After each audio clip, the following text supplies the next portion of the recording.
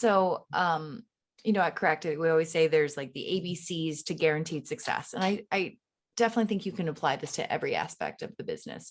So the A is the A game mentality. You have to be really persistent. You have to really work on your mindset, because it's so easy to just give up and feel dejected in this business. It's too easy. B is the business know-how. So within that, I would say is like getting a strong representation, which applies to, I think, a lot of the categories you mentioned. So having a strong rep, really understanding your brand and what, like, if you're a writer, like, what is your niche? Like, what are you really, really good at? I think too often people try to be a jack of all trades, but then it becomes jack of all trades, master of none, which is kind of like circling back to the previous discussion, me trying to do 5 things and probably not being an expert at any of those 5, right? So the branding, the networking in terms of building genuine relationships with people that you want to collaborate with, and then potentially self-pitching yourself for projects.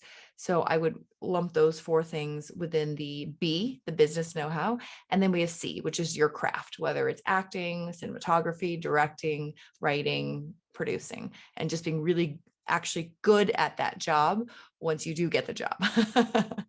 So I strongly believe that if you are strong in all those, the A, B, and C, I don't see a world in which you're not successful. Yeah, that's a good message for folks to hear, that is even possible for them.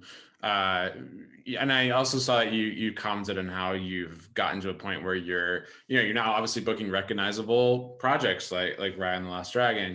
I know you're working on a bunch of other projects that are very recognizable in the work. So I was curious if you could talk about getting to that level a little bit more. Do you think, an extension of what you just mentioned with the ABCs, or is there something else beyond that folks should think about if they see kind of where they want to end up ultimately? Yeah, I definitely think it's an extension of the ABCs. And no matter where you are in your career, I'm sure a lot of even A-list actors and A-list directors and producers would agree. It's like the challenges don't go away. There's always challenges, but it's good to have better challenges. That's what I see. Like, if I have different problems this year than I did last year, then I can see that as a success.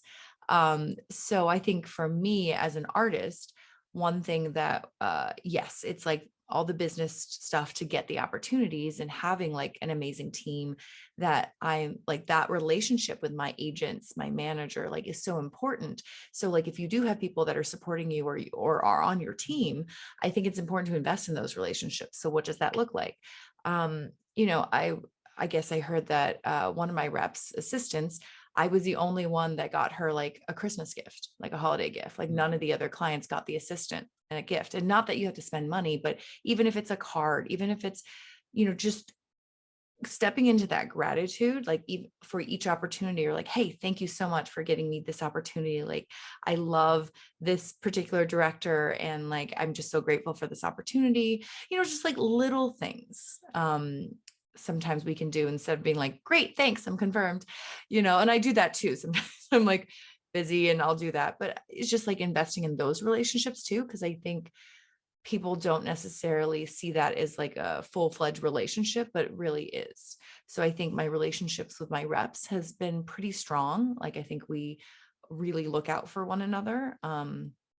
So I think that's made a big difference. And then mindset has been huge. Like, for a long time, I was booking more supporting roles, like smaller roles in bigger projects, which was great. And I was super grateful.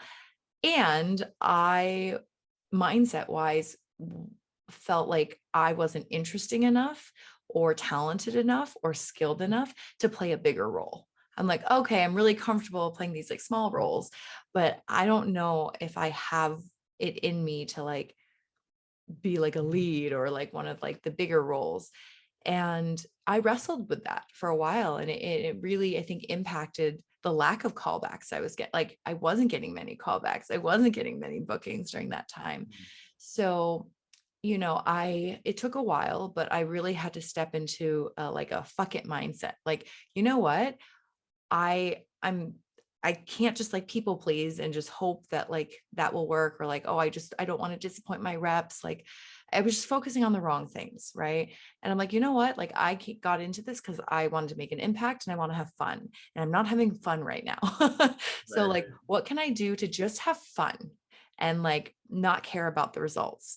So I would, I really focused on some other things. I was like, you know what, I'm going to book some trips. And they always say, like, if you want to book a job, book a trip, like where your mind is somewhere else and you're not like tightly gripping it. So I think I was like, you know what, when the right roles come along, like I'll be right for those and that will work out. And I don't have to put so much pressure on myself. So I think the pressure I put on myself and the negative self-talk was really hurting me. So stepping into that more like fun, the play, the fuck it. Can I curse? I don't know. Sorry, I should have asked that. Okay. No, absolutely. We recommend it actually. Okay, well, fuck it then. So I think that also made a big difference in terms of like actually booking larger roles in projects. So that was a journey, but it definitely helped. Right. So how did you, I guess, find that mindset or practice that mindset? And I know you also mentioned that, you had some mentors along the way. Would you mind sharing how they helped you as well? Yes, I've had a lot of different coaches and mentors, and some of my coaches, they're just people that I've met or been referred to, where I'm paying them to coach me. So in terms of how to find those, because is like I think word of mouth is great. Like there's so many times I'll just post on Facebook something that I'm like, anyone knows someone who's really good at X, right? And I get some really good recommendations that way. Oh, Um, wow. yeah, so that's the answer, like the coach's mentor question. And then so speaking of coaches, like I've had a couple different acting coaches over time. Like I've worked pretty consistently with a coach named Brian Norris and Sean Cullen Young. And so I've worked with them for a couple years now. So when we would work on scripts and stuff, like I was like, we were like, look, how do we have just the most fun? So like that became like very much a focus, because I think for a long time I was trying to get it right, which as an artist, I think is like the death of you as an artist, or Very like true, or very that true. artistic moment where like, I just want to get it right. Like, what is right? It's art, that's not math, where there's like a right answer and a wrong answer. So I think really allowing myself to play and explore. So what that looks like for me as an artist is sometimes, like, even if it's a drama, right? We'll be like, all right, so let's run this as a comedy. Let's pretend this is like a over the top comedy. Great. So then that's fun. I'm going to do this with a terrible accent now. Now I'm going to try this as a soap opera. Now I'm going to try this as a Western. And like, we'll just like play around with it. And it's like really fun and goofy. So that helps me find like interesting, unique kind of perspectives and point of views within like a scene, or something that we're doing. So I think really allowing yourself to explore first before deciding what you want it to be. So for same with writers or directors, like maybe just really imagine like the different possibilities and don't limit yourself. And once you've gone through that exploration and had fun with it, then you can decide which version you like the best, right? To bring to that audition or whatever you're doing. Like sometimes when I've been a guest cast on a show, like I find it like it's up to me sometimes to like reach out, and like sometimes I'll like Instagram message and like see if I can grab coffee with someone, or to like break into that circle. Because I get it, it's like they have this tight knit like community and I'm entering as a guest, but like if I'm going to be there, I would love to form those relationships. And I love, like I'm on several episodes of a show called Hightown for Stars. Season 2 is coming out most likely this fall.